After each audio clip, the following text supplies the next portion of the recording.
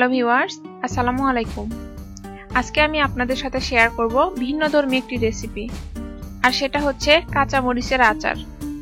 নাম শুনলে অনেকে চমকে উঠবেন, কিন্তু কেবলমাত্র টেস্ট করলে বুঝতে পারবেন এটা কতটা টেস্টি। তাহলে চলুন দেখে নেই আচারের পুরো প্রস্তুত প্রণালী।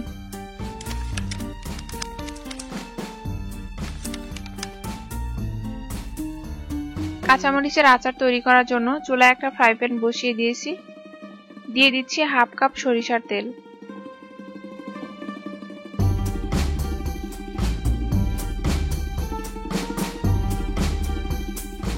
তেলটা গরম হয়ে গেছে, এখন দিয়ে দিচ্ছি 1 চা চামচ পাঁচফোড়ন।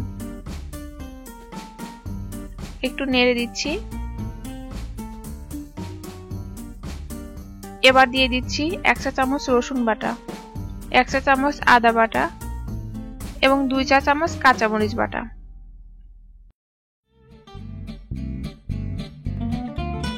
ভালোভাবে মিশিয়ে দিচ্ছি।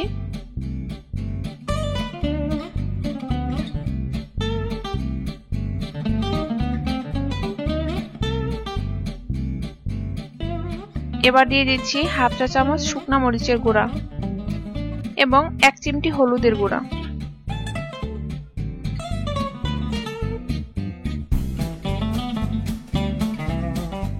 মশলাটা যেন পুড়ে না যায় সেজন্য দিয়ে দিচ্ছি হাফ কাপ সাদা সিরকা বা ভিনেগার।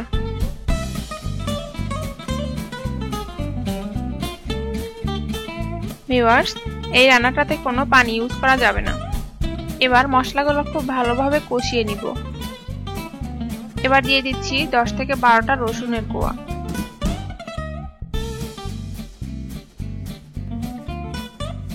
এবার মরিচগুলো দিয়ে দিব।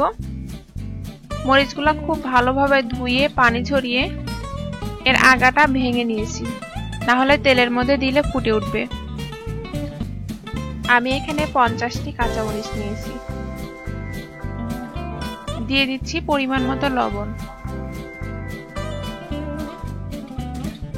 কাঁচামরিচের আচার তৈরি করার জন্য ডিসেম্বর এবং জানুয়ারি মাসে যে মরিচটা পাওয়া যায় এটাই একদম পারফেক্ট, কারণ এই সময় মরিচগুলো তুলনামূলকভাবে ঝাল কম থাকে।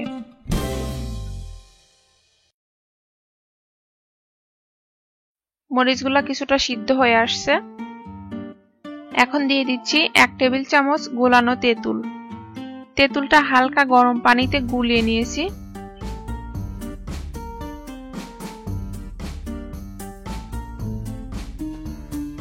এবার দিয়ে দিচ্ছি হাফ কাপ চিনি। আপনারা আপনাদের স্বাদ মতো দিয়ে দিতে পারবেন। খুব ভালোভাবে নেড়ে দিচ্ছি। চিনি থেকে কিছুটা পানি বের হয়ে আসছে। এখন এই পানিটা শুকানো পর্যন্ত জাল করতে থাকবো।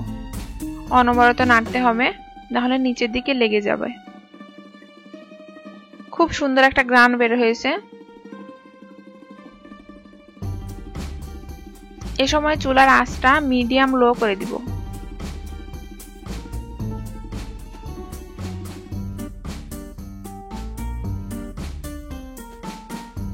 এবার 1 চা চামচ ভাজা মৌরি গুঁড়া, 1 চা চামচ ভাজা ধনিয়া গুঁড়া এবং 1 চা চামচ ভাজা জিরা গুঁড়া দিয়ে দিচ্ছি।